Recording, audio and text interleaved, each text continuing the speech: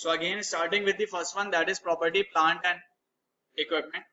And a key topic or a key again concept to know with respect to this asset is again impairment. That how do we impair these assets? By impairment we mean reducing the value of the asset. So for example, if we assess the value of the asset, or if we find out the value of the asset, and if we find out that the value of the asset is lower than the carrying value on balance sheet, then we will need to reduce the value of that asset on our balance sheet. And when we reduce the value of our asset on our balance sheet, or when we write down the asset on balance sheet, that is known as impairment of asset. Like in inventory, we also wrote down, like in other assets, we also discussed about writing down the value. Similarly, we can also write down the value of a fixed asset, and when we write down the value of a fixed asset, that is known as impairment of that asset. And the charge or the loss that we make on writing down that value is known as impairment charge. Charge that we make on writing down that value is known as impairment charge, and this charge or this loss is recorded on income statement. So for example, an asset is worth as $100 and you found out that its true value is $80, so it should be reduced to $80. So on your balance sheet you will reduce the value from 100 to 80, and this $20 will be recorded as a loss on income statement. This is known as impairment. Now next question is that how do you decide that what should be the amount to compare with the cost?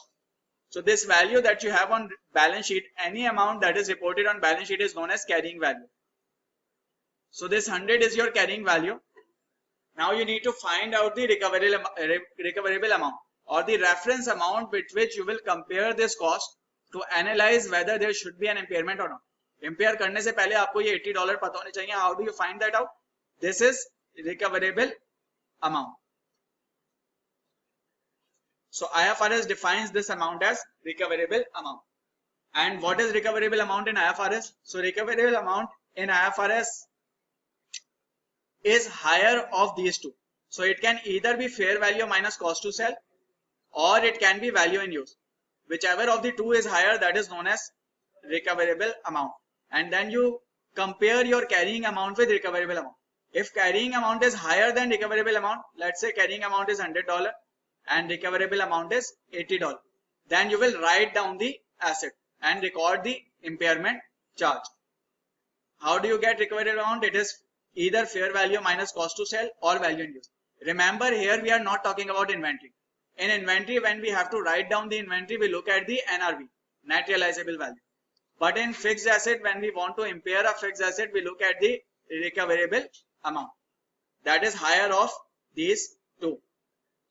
What is fair value? Fair value is simply the true value at which you can sell the asset, or the price that you can receive for selling that asset in an arm's length transaction. Value in use is the present value of future expected cash flows from that asset.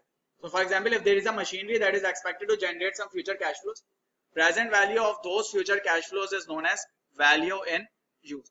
So you will find out fair value, you will find out value in use, and whichever of the two is higher, that will become your recoverable amount. Let's say your fair value, you will find out fair value and then you subtract cost to sell. So let's say when you found out fair value and subtracted cost to sell, you've got a number of $90. And when you found out value in use, you got an estimate of $95. So from these two, you will select the higher one, and that will become your recoverable amount. So here in this case, $95 will be your recoverable amount.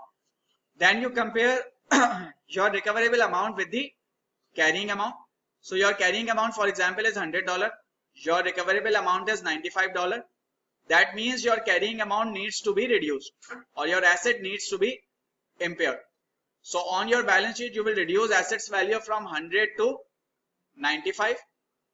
And on income statement, you will record an impairment charge of $5. That is 95 minus 100, or 100 minus 5. This will be a loss or impairment charge recorded on income statement. Any confusion so far? Now let's say that your assets value was $100 on balance sheet and you reduce it to $95 and you recorded on income statement you recorded a charge of $5, that is impairment charge in 2016. In 2017 you again do an analysis of the value and you found out that value has now gone up to $110. So what will you do? In 2016 you wrote it down to $95. In 2017 it has again gone up to $110. So how should you treat this? What should be the amount on balance sheet or what should be the amount on income statement? Let's say you are using revaluation method. So when you are reporting fixed assets or non-current assets, IFRS allows you to use any model. Two types of valuation model: revaluation model or cost model. That means in IFRS, in non-current assets, asset can also be reported at a higher value compared to cost. Inventory, remember we discussed, cannot be reported at a higher value, but non-current asset can be reported at a higher value compared to cost. So what will you do? You will report the asset at the new value, that is $110, and there is a gain of $15 from 95 to 110. From this 15, $5 is reversal and rest $10 is a new gain or unrealized gain. Yes. So $5 will go to income statement as a gain, that is reversal of impairment charge. This $10 will not go to income statement. It will directly go to equity through OCI, other comprehensive income, not in income statement. After income statement there is another statement that you have, that is other comprehensive income. So that statement contains the items that would affect the equity but would not affect your income statement. So this $10 will not affect your income statement. It is not a gain for the year, but it will impact your equity. So it will flow to equity through other comprehensive income. So remember, whatever you have written down, that can be reversed and recorded as a gain in income statement, because previously you had recorded it as a loss. So now you can record it as a gain and net it off. But any new or additional value that is coming in through revaluation, that should go to equity through some kind of reserve. So it is some kind of $10 is some kind of reserve that you are carrying on your balance sheet. So remember the differences between these two. Any confusion so far till here? Okay, here is our question. So first question is, should the asset be impaired? We compare the recoverable amount with carrying amount. If recoverable amount is less than carrying amount, then we impair the asset. So what is the carrying amount? Carrying amount 20,000. Carrying amount is the amount on balance sheet. So amount on balance sheet is 20,000. And what is the recoverable amount? Recoverable amount देखने के लिए we look at two different factors. First is fair value minus cost to sell. So fair value minus cost to sell, that is 19 minus 2,000, 17,000. And second is present value in use, and value in use is present value of future cash flows, that is 18,000. So from these two we will select the recoverable amount. Which one is the recoverable amount? 18,000, because it is the higher one among these two.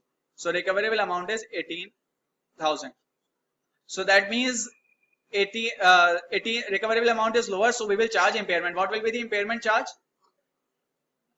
Impairment charge कितना होगा income statement पे? 2,000.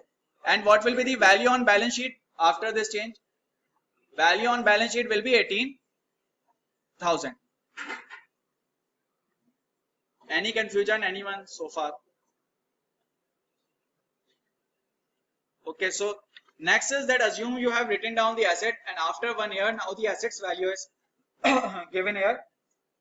So should you record a gain? If yes, then how should you record the gain, or how much should be the gain and how should it be recorded?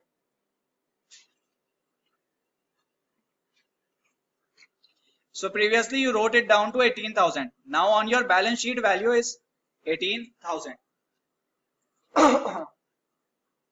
So should you record again? Here we will find out recoverable amount. FV minus CTS is 21,000.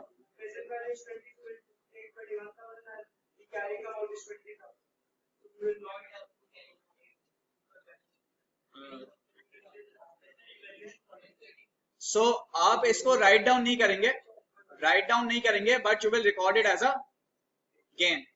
Reverse करेंगे जो आपने पहले write down करा. So carrying recoverable amount is 21,000. Why? Because 22 minus 1 is 21 and this is higher than 20. Now you will reverse the write down. When you reverse the write down, total gain that you will have is 3,000. Right? 21 minus 18, 3. From this 3,000, some portion will go to income statement and some will go directly to equity through OCI. So how much will go to income statement? 2,000. And this will be recorded as a gain in that particular year. And how much will go to OCI? 1,000. That will impact your equity. Any confusion so far in this impairment?